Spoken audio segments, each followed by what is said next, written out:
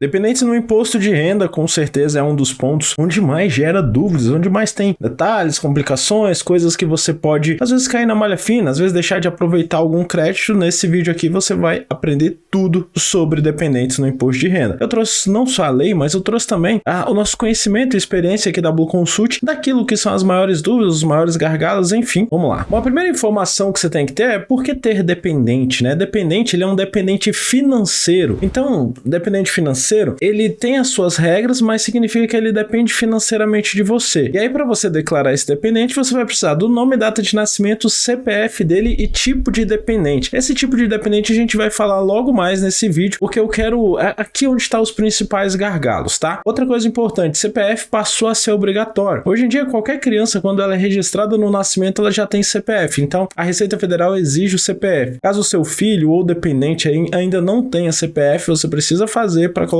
ele na sua declaração. Por que é importante colocar esse dependente na declaração? Porque cada dependente te dá R$ 2.275,08 de redução na base de cálculo do imposto de renda. Como assim, Michel? Quer dizer que cada dependente vale R$ 2.000 no meu bolso? Não, não é isso. Mas do imposto da base de cálculo para pagamento de imposto, ele reduz R$ 2.275,08. Então quer dizer que se você tinha uma base de cálculo de imposto de 2.275, vai zerar. Se a sua base era menos 4.000, vai diminuir mais ainda, vai fazer você restituir mais imposto. No fim da declaração lá, um dependente significa pagar menos imposto ou restituir mais imposto. Por isso que é tão importante você entender todos os dependentes para colocar eles na sua declaração. Uma coisa importante é que dependente não é porque ele é dependente no plano de saúde que ele é seu dependente. O plano de saúde aceita, por exemplo, um dependente de 35 anos de idade, sendo seu filho, mas você não pode colocar esse cara no seu imposto de renda. O plano de saúde aceita, por exemplo, que você coloque seus pais independente da situação como dependente, mas no imposto de renda não, a gente vai ver as regras já já. Então, um dependente no plano de saúde não necessariamente é um dependente pro imposto de renda. Outra coisa muito importante, uma vez declarado como dependente, o seu dependente ele não declara imposto de renda. É como se fosse uma declaração conjunta. A Receita, inclusive, chama de declaração conjunta. Isso significa que todos os dados desse dependente, eles estarão na sua declaração. Não é só colocar o nome e CPF do cara lá. Você tem que colocar, por exemplo, se ele tem rendimentos, os rendimentos deles vêm para a sua declaração. Se ele tem bens que precisam ser declarados, esses bens vêm para a sua declaração. Lá na declaração tem a opção de apontar que aquilo é de um dependente. Inclusive rendimentos isentos,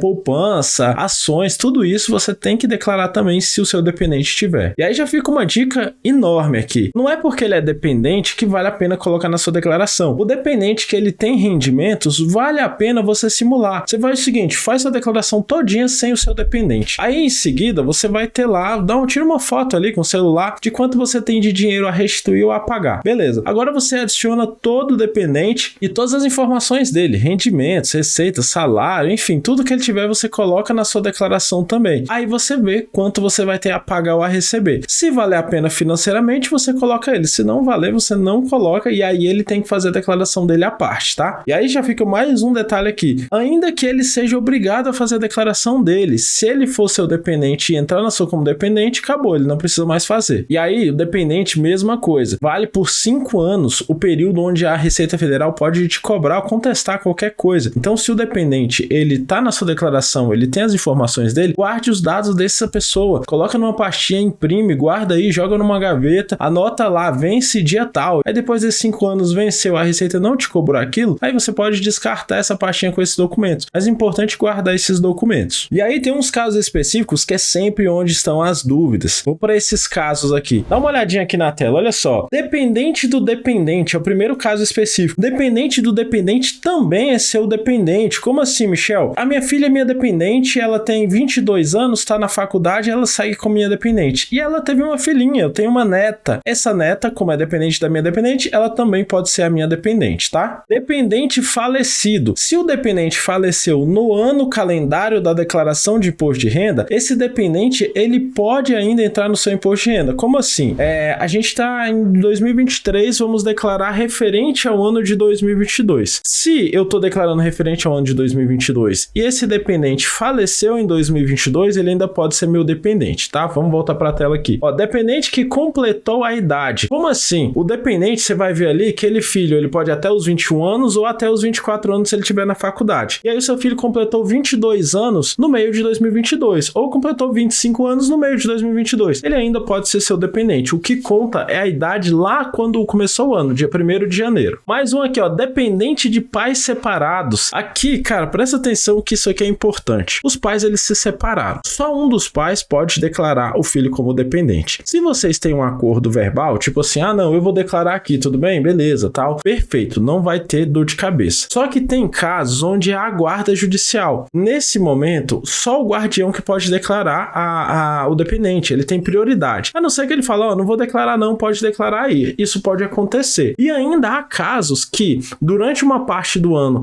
o guardião é o pai judicialmente e, em determinado momento, a guardiã passa a ser a mãe. Esse é o único caso, único, não tem nenhum outro caso no imposto de renda onde o dependente pode constar nas duas declarações. Só em casos onde a guarda judicial ficou parte do ano com um, parte do ano com outro. Só que ainda tem as despesas com aquele dependente. Cada um coloca as despesas referentes ao seu período. Então, se o pai ele passou até a guarda judicial a partir de agosto de 2022, ele só pode colocar despesas referentes ao período de agosto até dezembro de 2022. E aí, por último aqui dos casos específicos, o dependente de união estável. Presta atenção aqui também. A união estável, ela presume que você tenha união com aquela pessoa há pelo menos 5 anos. Porque se for uma união, por exemplo, eu tenho uma namorada aqui de 1 ano e meio, para a Receita isso não é união estável, tá? A não ser que você se encaixe como união estável em outras situações. Mas se é uma união estável e você tem uma enteada, essa enteada ou enteado, enfim, pode entrar como dependente para você. E aí vamos voltar para a tela de novo, que agora eu quero falar com você sobre os tipos de dependentes. Aqui tem algumas informações muito importantes. A Receita ela traz de forma um pouco confusa, então eu tentei melhorar aqui para você. Então lá, tipo de dependente: companheiro que tenha filho, seja cônjuge ou viva há mais de 5 anos. Companheiro, ele pode ser o dependente, mas ele tem que ser um desses 3, não os 3, tá? Então, se é um companheiro que você tem filho, aqui, cara, não interessa quanto tempo ele pode ser seu dependente. Você pode ter 2 meses com esse companheiro. Se você tem um filho com ele, ele é seu dependente. Ele pode ser seu dependente. Você seja cônjuge, ou seja, sou casado. Então, cara, não importa o tempo, você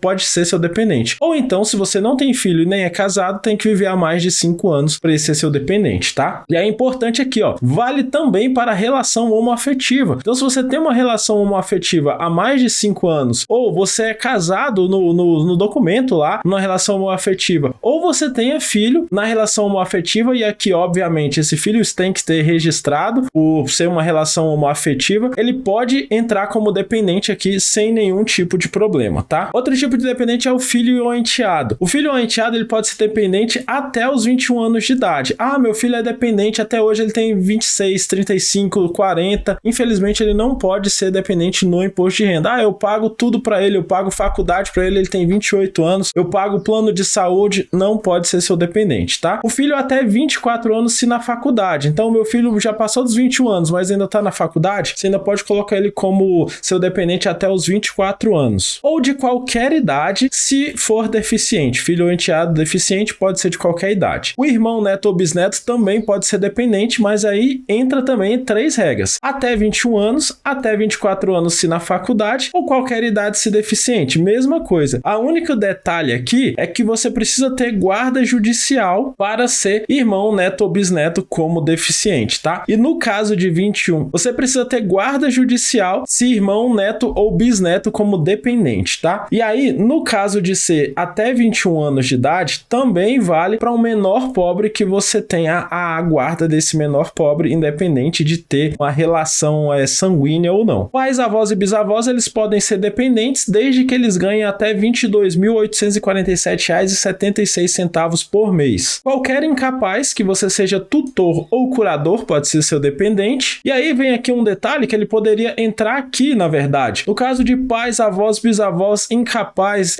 filho, irmão, neto ou bisneto, se for deficiente, enfim, qualquer um desses casos aqui que se encaixa, se o rendimento dele, se ele tiver acima de 65 anos, ele tem a isenção de até R$ 1.903,98 no rendimento. Michel, como é que eu calculo isso? Você não precisa calcular isso. Quando você colocar o dependente, colocar a idade dele, colocar o rendimento dele lá, ele já vai estar isento até esse valor. Por que é importante você saber disso? Porque lembra que eu te falei lá em cima que você precisa declarar o rendimento do dependente? Aí às vezes você pensa assim, poxa, eu tenho a minha mãe aqui, é minha dependente, só que ela ganha um valor aqui, então eu já nem vou declarar que ela ganha R$ R$6.000 por ano. Cara, mas ela tem uma boa parcela de isenção, que é esses R$1.903,98 mensal. Então é interessante sim declarar ela, tá? Eu sei que pode existir ainda alguma peculiaridade, algum caso específico que você queira saber, é só comentar aqui embaixo que eu vou te responder. Não vamos ficar com dúvidas sobre dependentes, beleza? Um abraço.